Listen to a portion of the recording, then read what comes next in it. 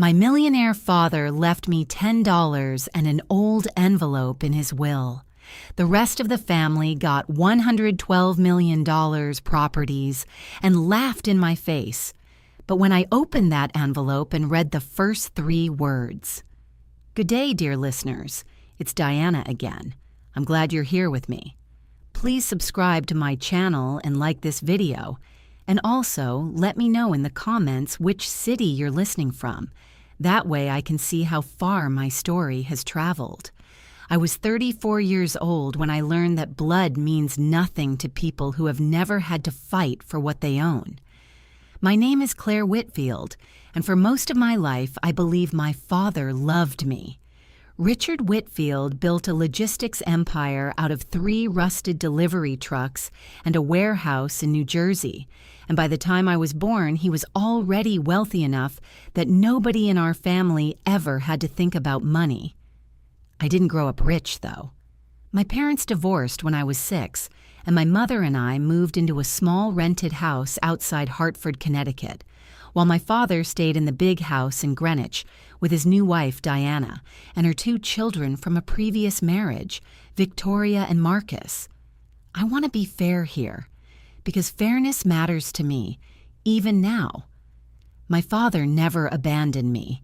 He paid for my education. He called me every Sunday, and every summer I spent 2 weeks with him at the lake house in Vermont, just the 2 of us, fishing off the dock while he told me stories about the early years of his company. Those 2 weeks were the realest thing in my life. Diana never came. She said the lake house gave her migraines.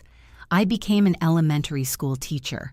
I taught 2nd grade in a public school outside Boston, made $41,000 a year, and drove a used Honda with a cracked windshield I kept meaning to fix. My father used to tease me gently about it. "You could let me buy you a car, Claire," he'd say. I always told him no. I didn't want anything from him except his time, and for years, that was enough.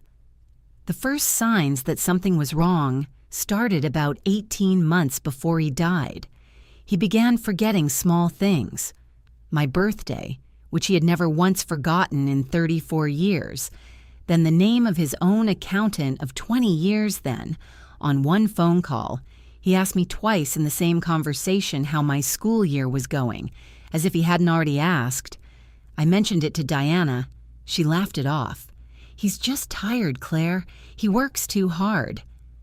But the calls started coming less often, and when they came, Diana was always somewhere in the background, her voice cutting in to redirect the conversation. "Richard, you need your rest." "Richard, the doctor said no stress." I didn't understand it then. I understand it now. 6 months before he died, my father stopped calling on Sundays altogether. When I drove to Greenwich unannounced, Marcus answered the door and told me almost cheerfully that, "Dad's resting. It's not really a good time." I stood on that porch for almost a full minute before I turned around and drove home, and I remember crying in the car, in a way I hadn't cried since I was a child, because some part of me already knew I was being shut out of something, and I didn't yet know what. Richard Whitfield died of a stroke on a Tuesday in March, in his own bed, with Diana, Victoria, and Marcus in the house. I was not called until 11 hours later. I drove to Greenwich in the dark, and when I arrived, the house was already full of people I didn't recognize. A lawyer, a notary, 2 people from the funeral home, and Diana met me at the door wearing black, dry-eyed, and said, "We've already handled the arrangements, Claire. There wasn't time to wait." The will reading happened 9 days later in the office of a lawyer named Gerald Voss, a man I had never met before in my life, in a glass conference room on the 40th floor of a building in Stamford. Diana sat at the head of the table. Victoria and Marcus sat beside her, already dressed like people who had rehearsed their grief. I sat at the far end, alone. Voss read through the document in a flat, practiced voice. The house in Greenwich to Diana, the lake house in Vermont, the one place that had ever truly been mine and my father's, to Victoria. The company, Whitfield Logistics, its shares, its holdings, valued at $112 million combined with the real estate, divided between Diana, Victoria, and Marcus. And then Voss turned a page, cleared his throat, and said my name. To my daughter Claire, I leave the sum of $10 and a sealed envelope to be opened by her alone. The silence in that room lasted exactly as long as it took Victoria to start laughing. Marcus joined her a half-second later, a short, ugly bark of a laugh he didn't even try to hide. Diana didn't laugh, but she smiled. A small, satisfied curve of her mouth that told me everything I needed to know about who had really written that will. I didn't cry. I didn't argue. I picked up the envelope, $10 folded inside a single sheet of paper clipped to it, and I walked out of that glass office while they were still laughing behind me. I sat in my car in the parking garage for almost 20 minutes before I opened it. My hands were shaking. Inside was a single page in my father's unmistakable handwriting, the same handwriting that used to write, "See you at the lake" on birthday cards. The first 3 words stopped my heart. Claire, forgive me. I sat in that parking garage and read the rest of the letter 4 times before I trusted myself to drive. Claire, forgive me. I should have protected you while I still had my mind. By the time you read this, you will already know that they have taken everything I built, and you will believe I let them. I did not let them. I was not strong enough near the end to stop them, but I was strong enough to leave you the truth. Go to the First Charter Bank on Route 7 in Ridgefield. Ask for Box 412. Tell no one, not Voss, not Diana, no one, until you have seen what is inside. I love you. I am sorry it took me dying to find the courage to say so clearly. Dad. I read it again in the quiet of my apartment that night, the $10 bill sitting on my kitchen table like an insult and a promise at the same time. I want to be honest about what I felt first, because it wasn't hope. It was grief, a fresh, ugly wave of it, because the letter meant my father had known at the end that something was being done to him, and he had been too weak or too frightened to stop it while he was alive. I cried for almost 2 hours. Then I counted what I had actually lost. Not the money. I had never expected the money. But 18 months of phone calls that had been quietly stolen from me, the chance to say goodbye properly, and now, it seemed, the truth itself, locked behind a bank door 40 minutes from where I sat. I am not a brave person by nature. I am the kind of person who double-checks locks and avoids confrontation at parent-teacher conferences. But grief does something to fear. By the 3rd night, the fear had curdled into something colder and steadier, and I realized that doing nothing was its own kind of betrayal, of him and of myself. I called in sick to school the next morning, which I had not done in 4 years, and I drove to Ridgefield.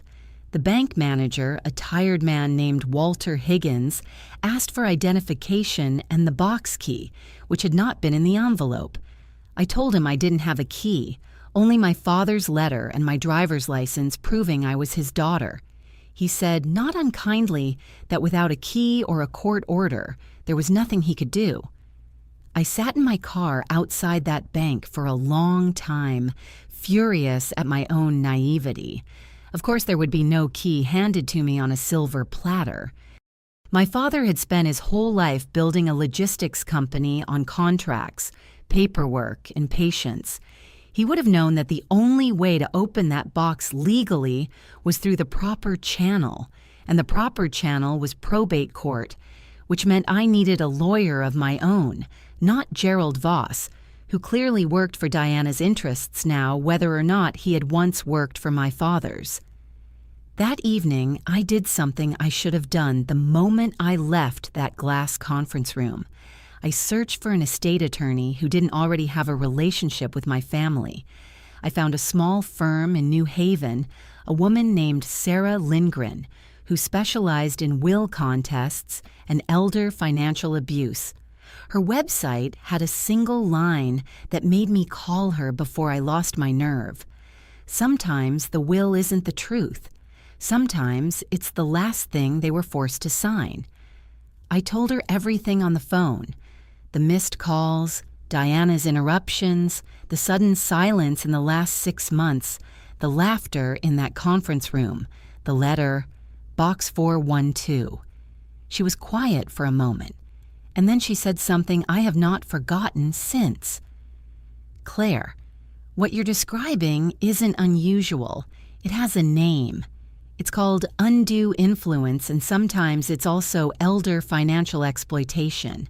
But you need evidence, not suspicion, and right now all you have is a feeling and a locked box." She agreed to take the case on a partial contingency, and she explained the path forward plainly.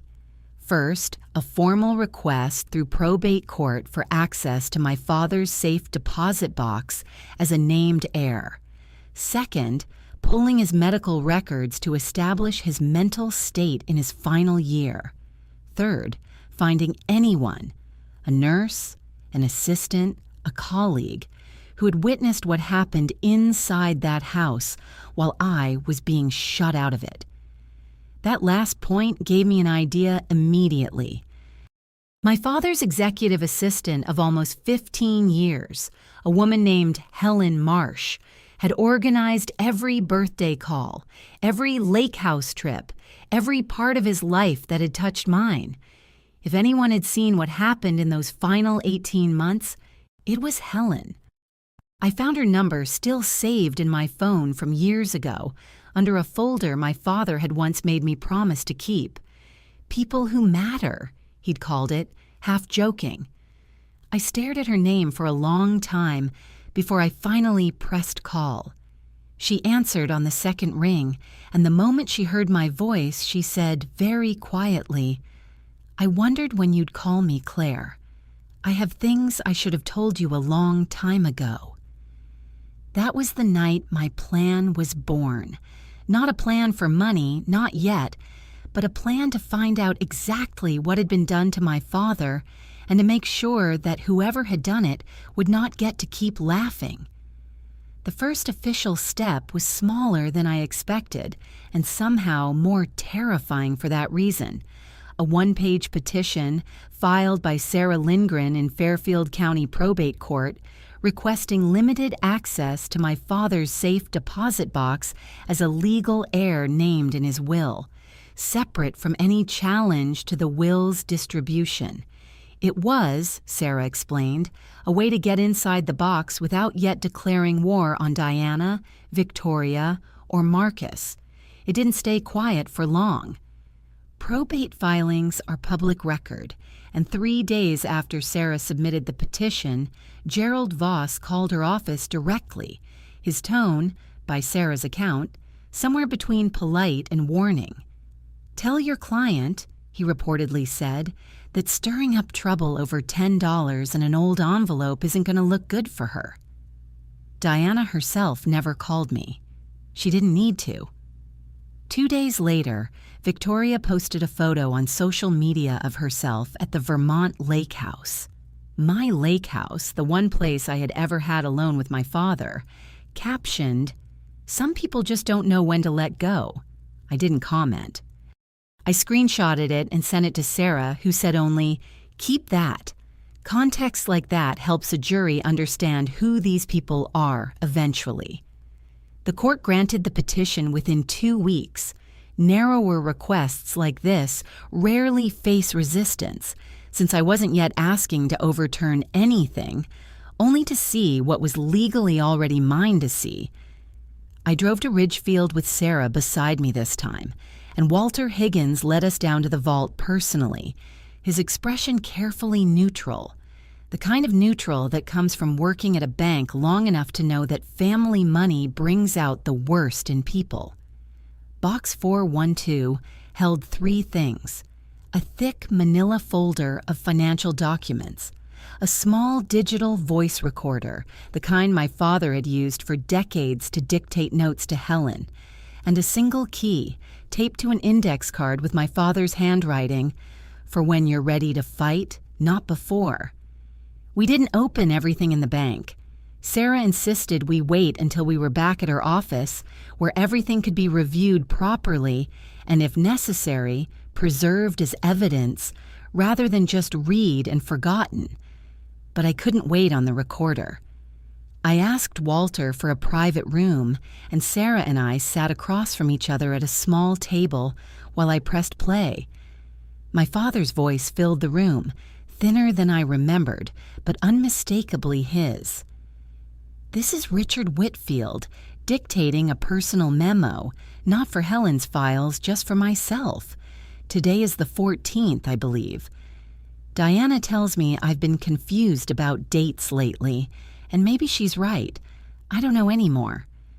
What I do know is that this morning I asked to call Claire, and Diana told me Claire had asked not to be bothered for a while. That doesn't sound like Claire. I want to remember to ask Helen to check on this. I don't trust my own memory right now, but I trust this much. I would never go this long without hearing my daughter's voice unless someone was keeping her from me." There was a long pause on the recording, then his voice again, lower. "Yesterday, Diana had me sign something with Voss in the room. I don't remember reading all of it. I should have asked for a copy. I will ask Helen to get me a copy tomorrow." Sarah sat very still through the entire recording, and when it ended, she said quietly, "Claire, that's not a man losing his memory naturally. That's a man being actively lied to and recording his own suspicion about it. This is exactly the kind of evidence undue influence cases are built on." The financial folder was worse in its own way. It contained earlier drafts of estate documents dated nearly 2 years before his death, distributing the bulk of his estate, including company shares, to me, with smaller, generous provisions for Diana, Victoria, and Marcus. The final will, the one read aloud in that glass office, had been signed only 4 months before his death, notarized by a notary public whose name didn't appear on a single other document in the entire folder. That was the moment I understood there was no going back. Not because I wanted revenge. I still believed naively that this could be resolved with documents and reason, but because somewhere in those final months, while I was being told my father was resting and needed quiet, he had been recording his own confusion, his own suspicion, his own fear, onto a device he then locked away specifically for me to find. I called Helen Marsh that same night and asked her directly this time what she had seen in that house. She was quiet for a long moment, and then she said, "Claire, I have notes too. Calendar entries. I wrote down every time Diana told me not to put your calls through. I kept them because I was afraid no one would ever believe me otherwise. I think it's time you saw them." The fight had officially begun, whether I was ready or not. Sarah filed the formal will contest 11 days later, citing lack of testamentary capacity and undue influence, supported by the recording, the financial drafts, the unfamiliar notary, and a sworn affidavit from Helen Marsh detailing 2 years of intercepted calls, restricted visits, and a final 6 months in which she said Richard Whitfield had been, in her own words, systematically isolated from every person who had known him before Diana. Helen's notes were specific: dates, times, short transcribed comments Diana had made to her directly, including one chilling line Helen had written down verbatim. "He doesn't need Claire confusing him right now. We need him calm and focused on what matters. Sarah told me the night before filing that once this went in, there would be no quiet way to undo it. After this, she said, they'll know we're not just curious. They'll know we're coming for the truth, and people like Diana don't take that well. I told her I understood, even though, lying awake that night, I wasn't entirely sure I did. The lawsuit became public record the same week, and this time the silence from Greenwich didn't last more than 48 hours. Diana called me directly for the first time since the funeral, her voice perfectly composed, almost gentle, which somehow frightened me more than anger would have. Claire, sweetheart, I understand you're grieving, but dragging your father's name through a courtroom isn't going to bring him back. Think about what people will say about you. Think about what this does to Victoria and Marcus, who loved him too. She paused, and I remember the silence on the line feeling deliberate, calculated, the way a teacher pauses before delivering bad news to a child she's already decided isn't going to argue back. I raised those children to respect this family's name, Claire. I'd hate for that to become a casualty of whatever you think you're proving. When I didn't fold, the tone changed fast. Marcus called next, less composed than his mother, his words coming faster, looser, the way people talk when they've rehearsed calm and lost it halfway through. You think a recording of a confused old man proves anything? You're going to humiliate yourself, Claire. And we're going to make sure everyone in Greenwich knows exactly what kind of person sues her own grieving family over money. Then, almost as an afterthought, almost casually, he added something that made my stomach drop. It would be a shame if your little teaching job heard about this lawsuit. Schools don't love controversy around their staff. I sat on my kitchen floor after that call, my back against the cabinets, replaying his exact words twice before I trusted my own memory enough to write them down the way Sarah had taught me to. I reported that comment to Sarah immediately. She made me write it down, time-stamped, the exact words, and filed it as a supplemental note in the case record.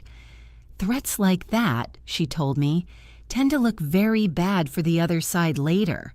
People who are confident in their position don't need to threaten a public school teacher's job.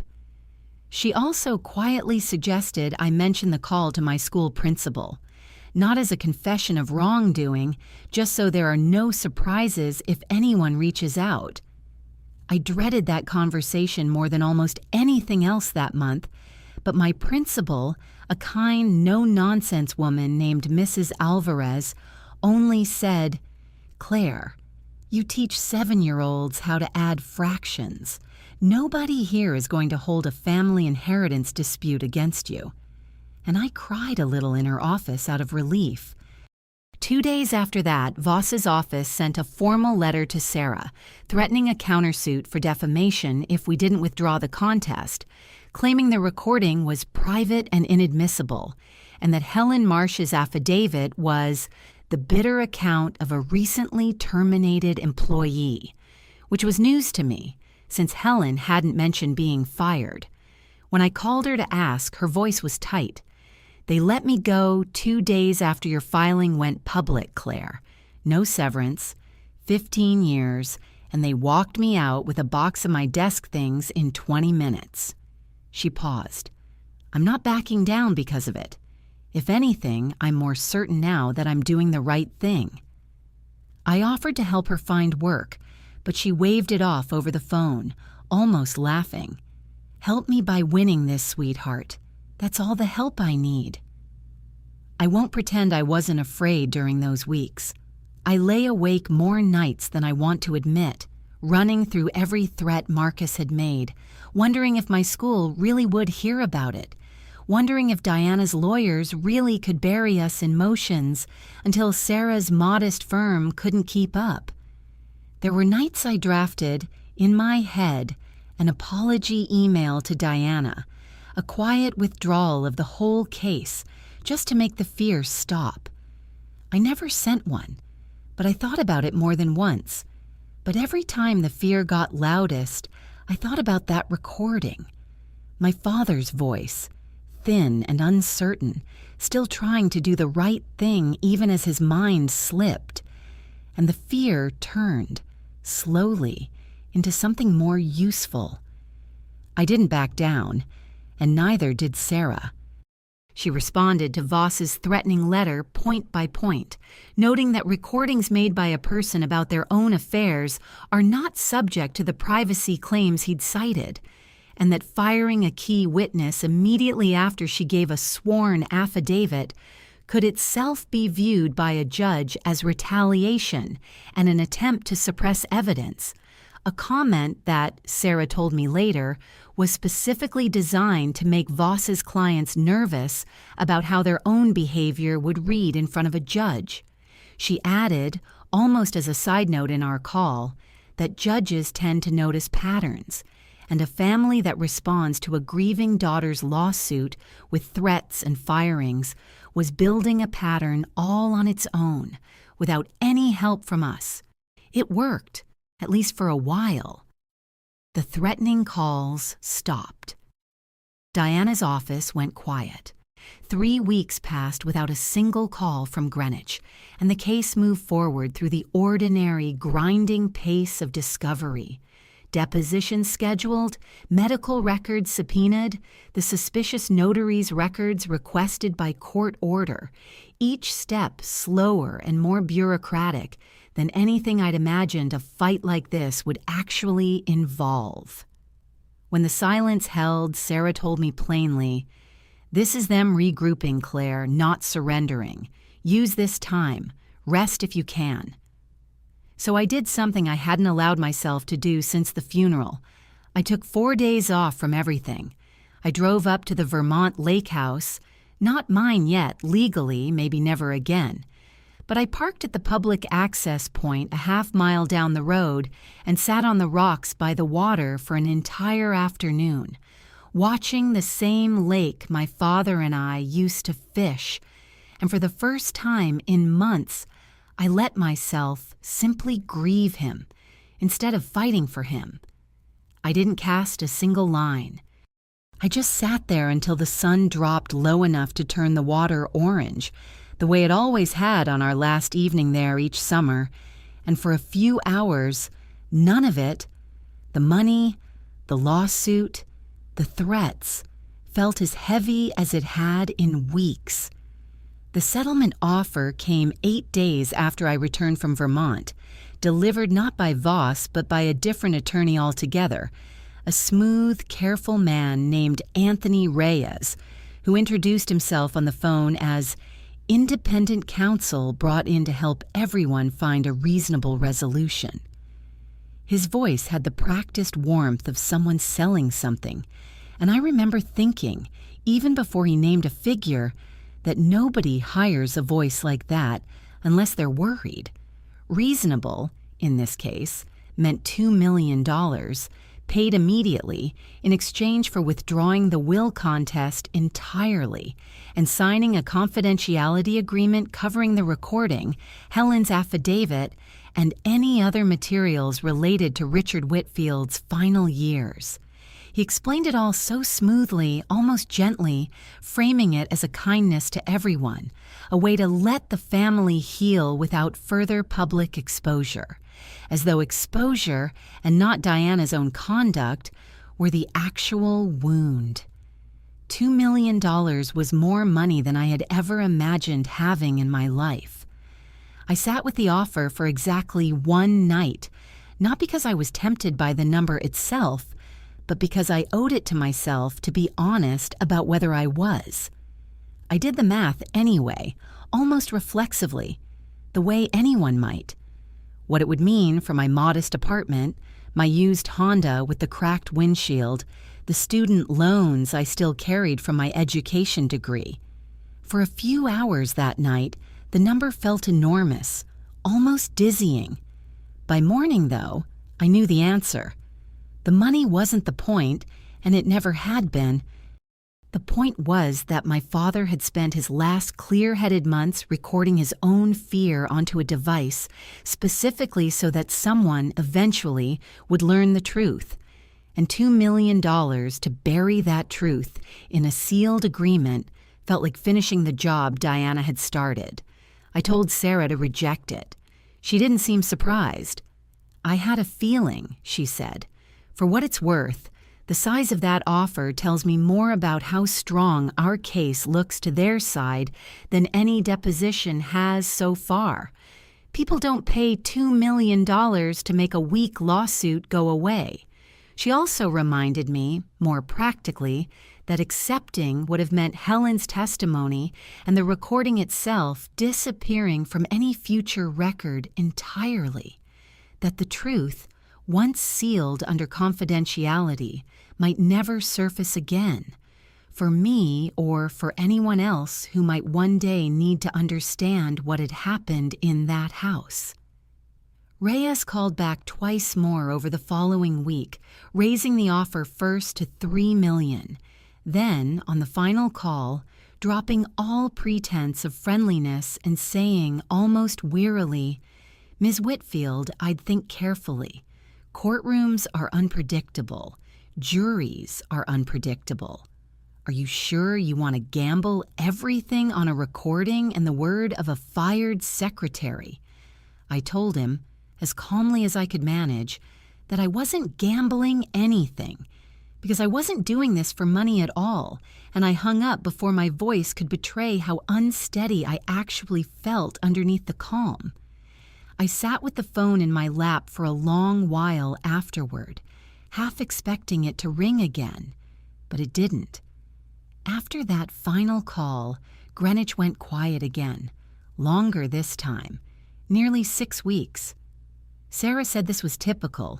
Once a settlement is rejected, the other side often retreats to reassess, sometimes hoping the plaintiff will simply exhaust herself waiting. I refused to spend those 6 weeks waiting.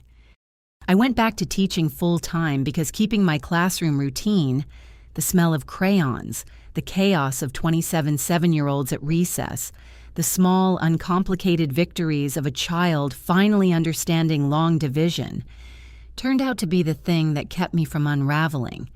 My students had no idea their teacher was in the middle of a multi-million-dollar legal fight, and there was something steadying about that, about being for 6 hours a day simply Ms. Whitfield who helped with spelling tests.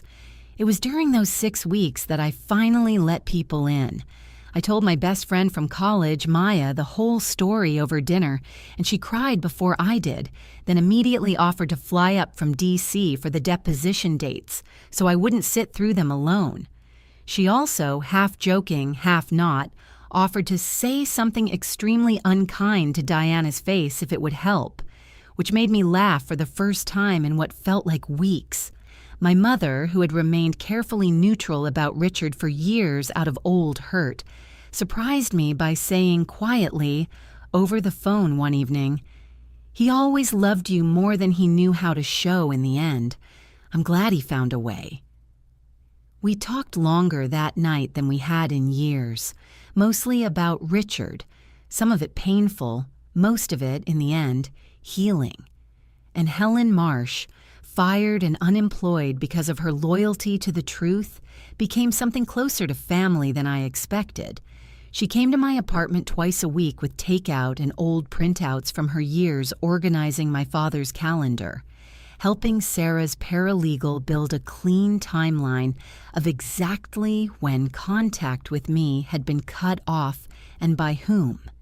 She brought, one evening, an old photograph from a company holiday party years earlier, my father laughing beside her at some forgettable office event, and she said, sliding it across my kitchen table, "I thought you should have this. He talked about you in that photo, actually, bragging about some essay you'd written in college. I remembered it the whole drive over."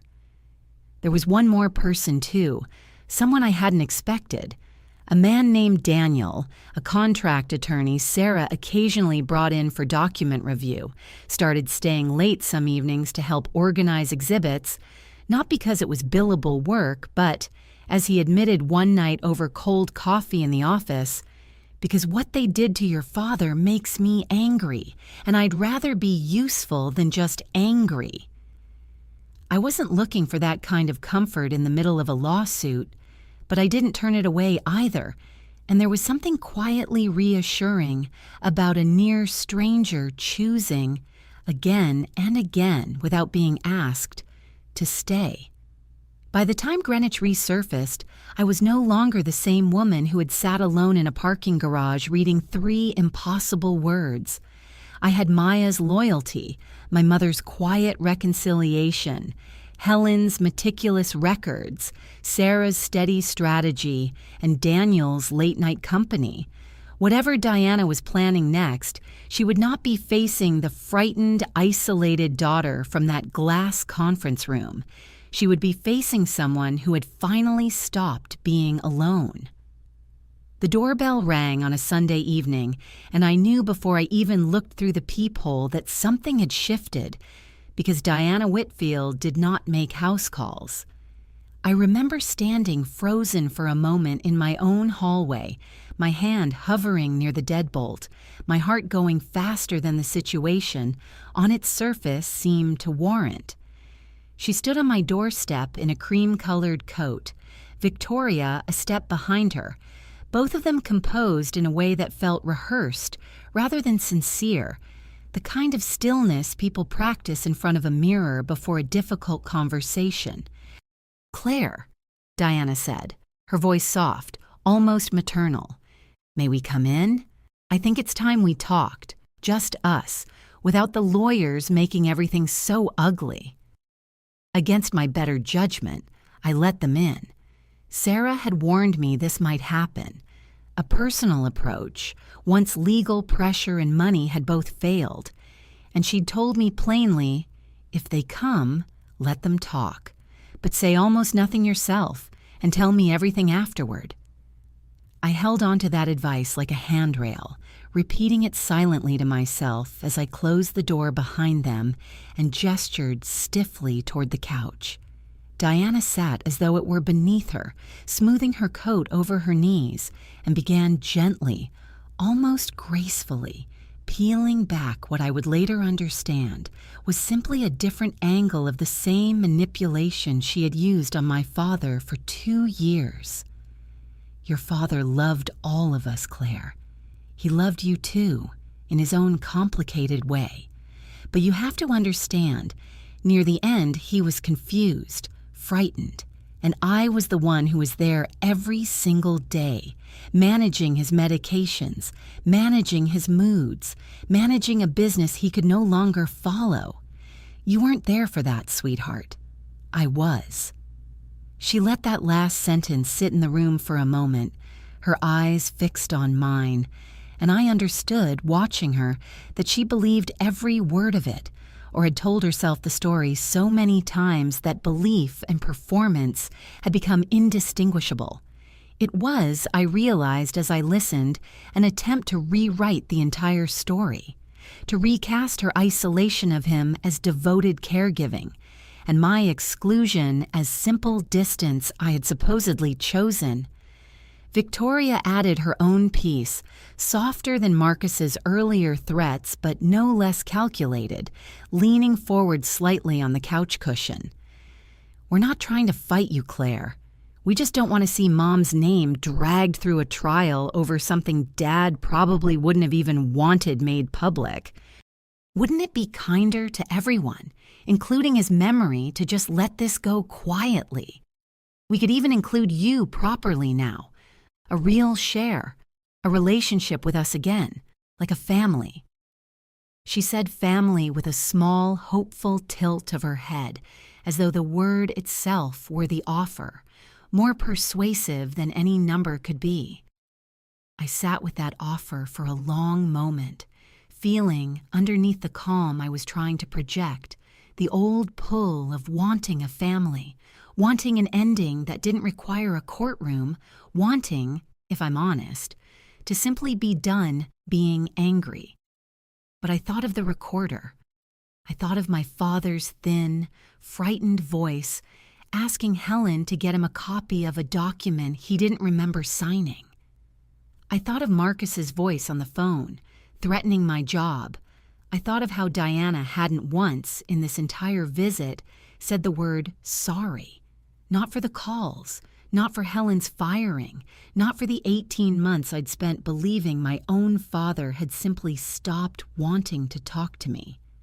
I think, I said finally, my voice steadier than I expected, if any of this were about kindness to Dad's memory, you would have let me see him in his last 6 months instead of telling Helen not to put my calls through. I'm not walking away from finding out the truth, and I'm not interested in a relationship that starts with me agreeing to bury it. The mask slipped almost instantly.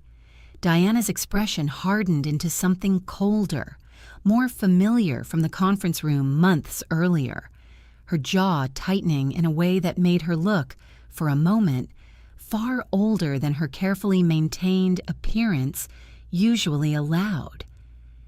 "You ungrateful little—" she started, then caught herself, standing abruptly, smoothing her coat again, as though composing herself by force. "You'll lose everything in that courtroom, Claire. Everything. And you'll have no one left when it's over." Victoria, following her mother to the door, added one last line over her shoulder, quiet and venomous, her earlier softness gone entirely. "Helen's already lost her job. Think about what you're willing to lose next." The door shut behind them harder than necessary, and I stood alone in my living room for a long time afterward, my hands trembling. Not from temptation this time, but from something closer to fear. I checked the deadbolt twice, which I knew, even as I did it, was more about my nerves than any real danger. Victoria's parting words sat heavy in my chest. It was impossible not to wonder what else they might try to take from me before this was over. My job? My friendships? Some version of my reputation in a town I'd never even lived in. I called Sarah that night and told her everything, word for word, the way she'd asked, my voice shaking more than I wanted it to. She was quiet for a moment, then said, "Claire, that visit just helped us more than it hurt us.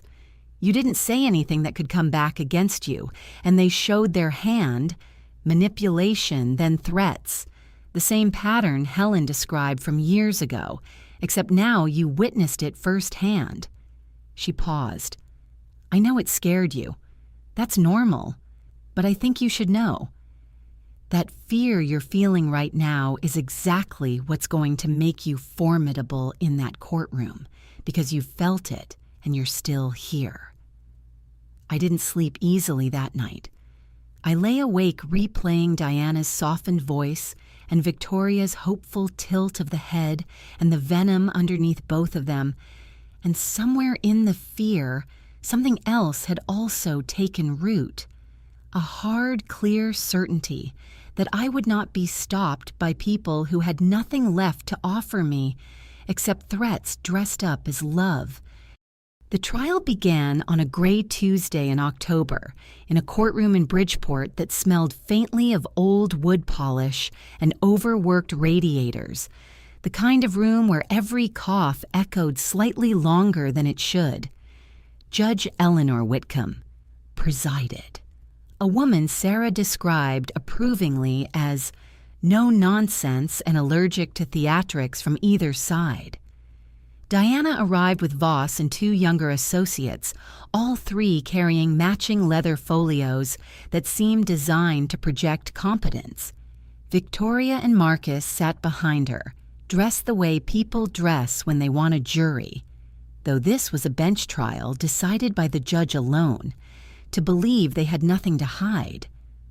I sat beside Sarah at our own table, Maya and my mother in the gallery behind me, Daniel beside them, and I remember, in that first hour, focusing on the steady, ordinary sound of the court reporter's keys rather than the faces across the aisle. Sarah built our case methodically over 3 days. She called a forensic accountant who walked the court through the financial drafts found in Box 412, projecting timelines onto a small screen, showing the bulk of the estate had been redirected to me as recently as 2 years before Richard's death, only to be reversed entirely 4 months before he died. Voss objected repeatedly to the relevance of the earlier drafts. Judge Whitcomb overruled him each time, noting dryly that a sudden, dramatic reversal of an estate plan is precisely the kind of evidence this court is here to examine. She called a handwriting and notary records expert who testified that the notary listed on the final will had no record of any other notarized document for Richard Whitfield, ever, despite Richard having used the same notary for over a decade for every other legal document, a detail that, the expert testified, was consistent with a notarization performed without the careful verification process typically applied to a document of this significance. Under cross-examination, Voss tried to suggest the expert was simply speculating. The expert, unflustered, replied that the absence of any prior record wasn't speculation. It was a documented fact pulled directly from the notary's own logbook, subpoenaed weeks earlier. Then came the recording. Sarah played it in full, in a courtroom gone completely silent, my father's thin, uncertain voice filling a room that had never heard him speak. I don't trust my own memory right now, but I trust this much. I would never go this long without hearing my daughter's voice unless someone was keeping her from me. I watched Judge Whitcomb's face as she listened, her pen still for the entire length of the recording, and I watched, too, Diana's hands folded tightly in her lap, her knuckles pale. For the first time in months, I allowed myself to believe we might actually win. Helen Marsh testified next, calm and precise despite Voss's attempt, under cross-examination, to paint her as a bitter former employee inventing grievances after being fired. "I wasn't fired for poor performance, Mr. Voss," she said evenly when he pushed her on it. "I was fired 2 days after I gave a sworn statement describing what I witnessed in that house. You can draw your own conclusion about why, but I kept contemporaneous notes for 2 years specifically because I was afraid no one would believe me otherwise, and I'm relieved someone finally is." She produced, when asked, the small spiral notebook itself, its pages worn soft from years of handling, and Sarah had it admitted into evidence, page by dated page. Diana took the stand on the 4th day, and it was there that everything I had built toward finally arrived. She began composed, repeating the same narrative she'd given me on my couch. Devoted caregiver, confused husband, a daughter who had supposedly chosen distance. Her voice was warm, practiced, the same maternal softness she'd used at my apartment door. But Sarah, calm and relentless, walked her step by step through Helen's dated notes, comparing them against Diana's own calendar entries, subpoenaed from her phone records, showing repeated instructions to staff to screen my calls on specific dates that exactly matched the dates Helen had recorded. "Mrs. Whitfield," Sarah said, holding up a phone record, "on March the 3rd, you texted your housekeeper, quote, 'Don't let Claire upset him today. Tell her he's resting.' Was your husband resting that day?" Diana hesitated, just slightly, her composure flickering for the first time. "I don't recall the specific day." He was at a cardiology appointment that morning, according to his medical records, and was home and alert by 1 in the afternoon, according to the same housekeeper's deposition. Was he resting, Mrs. Whitfield, or was he simply unavailable to his own daughter on your instruction? The hesitation stretched longer this time, and when Diana answered, her composed mask cracked audibly, her voice rising in a way that didn't match the careful tone she'd maintained for days. I was protecting him from stress. That's all I was ever doing. You have no idea what it was like managing him every single day while she gestured sharply toward me, got to swoop in for 2 weeks a summer and play the devoted daughter. Your Honor, Sarah said quietly, I'd ask the record to reflect the witness's tone and volume have changed substantially in the last several answers. Judge Whitcomb simply nodded, writing something down, her expression unreadable, but her pen moving steadily, the only sound in a courtroom that had gone otherwise completely still. Marcus, called briefly afterward regarding the comment he'd made about my job, denied threatening me at first, his voice clipped and defensive.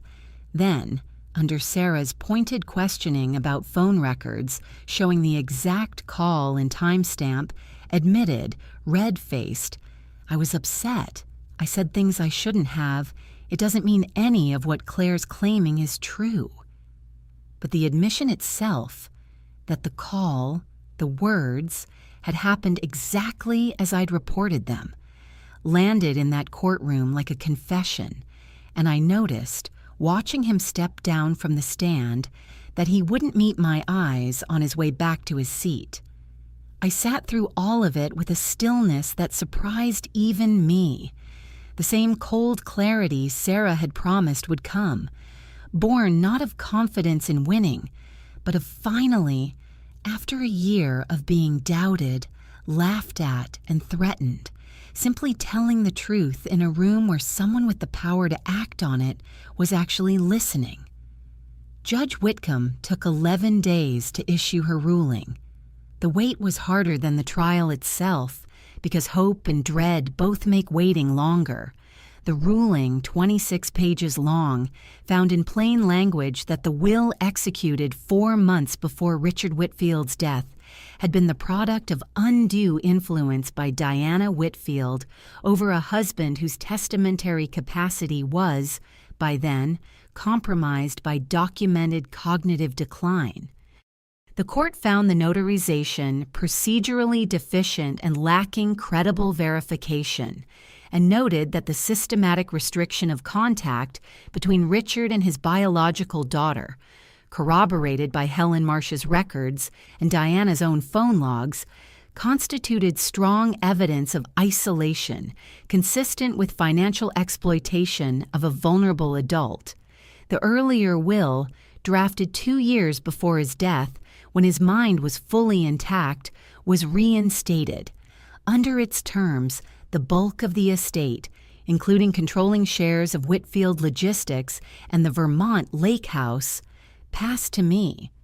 Diana, Victoria, and Marcus retained only the modest provisions from that earlier document, a fraction of what they'd once laughed about in that glass conference room. The ruling didn't stop there. Judge Whitcomb referred the matter to the probate court's fraud unit and recommended further investigation by the state's attorney regarding elder financial exploitation and forgery, a referral that could expose Diana to actual criminal liability, not just the loss of a civil case. Voss withdrew from representing Diana within the month, citing irreconcilable conflicts. Diana hired new counsel for the criminal matter, but the notary, facing his own liability, agreed to cooperate with investigators and confirmed under oath that he had notarized the document at Diana's direction without ever meeting or verifying Richard's mental state. There was no single moment of triumphant celebration. Winning didn't undo the 18 months I'd lost with my father or the sting of being laughed at over $10 and an old envelope. But there was a quieter, lasting satisfaction in watching the truth outweigh the lie, in knowing my father's last clear act, recording his own fear and locking it away from me, had finally been enough. Diana was charged that spring with financial exploitation of a vulnerable adult and conspiracy related to the forged notarization. She pleaded to a reduced charge, accepting restitution, probation, and a permanent bar from serving as a fiduciary for any vulnerable adult in Connecticut. Victoria and Marcus faced no criminal charges, but the civil judgment left them with a fraction of the wealth they'd once mocked me over, and a public record of exactly how it had been obtained. There was no compromise in the end, no quiet settlement, no saved face. The court simply found the truth and let the consequences follow where they belonged. A year after the ruling, my life looked nothing like the one I'd had in that parking garage. I kept teaching part-time because the version of myself I respected most had been built long before any of this money existed. I kept controlling interest in Whitfield Logistics, brought in an outside CEO, and used part of the profits to fund the Richard Whitfield Founders Fund, scholarships for the children of his long-term employees, the people who'd built the company with him from the start. The Vermont Lake House finally became mine, fully and legally. I spent that August there with Maya, my mother, and Daniel, who'd stayed simply because he'd rather keep being around for the good parts, too. I hired Helen Marsh as a consultant for the fund, at a salary finally high enough, she joked, to make up for 15 years of being underpaid by my father. Diana's life unraveled quietly on its own. Her reduced conviction followed her everywhere in Greenwich. The country club declined to renew her membership. She sold the house and moved into a modest condo alone, as Victoria and Marcus began blaming her for the lost inheritance. Victoria's consultancy lost half its clients within 6 months. Marcus took a job 2 states away and rarely spoke to either of them. I never sought any of that out, and it brought me no real joy. Only a settled understanding that the family they'd built on excluding me had never been sturdy enough to survive once the lie at its center was exposed. My own life felt sturdier than it ever had, not because of what I now owned, but because of what I'd learned about myself in fighting for it. If there's one thing I learned from all of this, it's that love that hides the truth isn't love at all. And money can't buy back the time someone steals from you. But the truth, once you fight for it, can buy back everything else. My father left me $10 and an old envelope because it was the only weapon they hadn't thought to take from him. Sometimes the smallest, strangest inheritance is the one that matters most. So I'll ask you what I've asked myself every day since. If you opened an envelope like mine, would you have had the courage to fight, or would you have walked away? Tell me in the comments. And if this story moved you, please subscribe. There are more stories like Claire's still to come. Thank you, truly, for listening.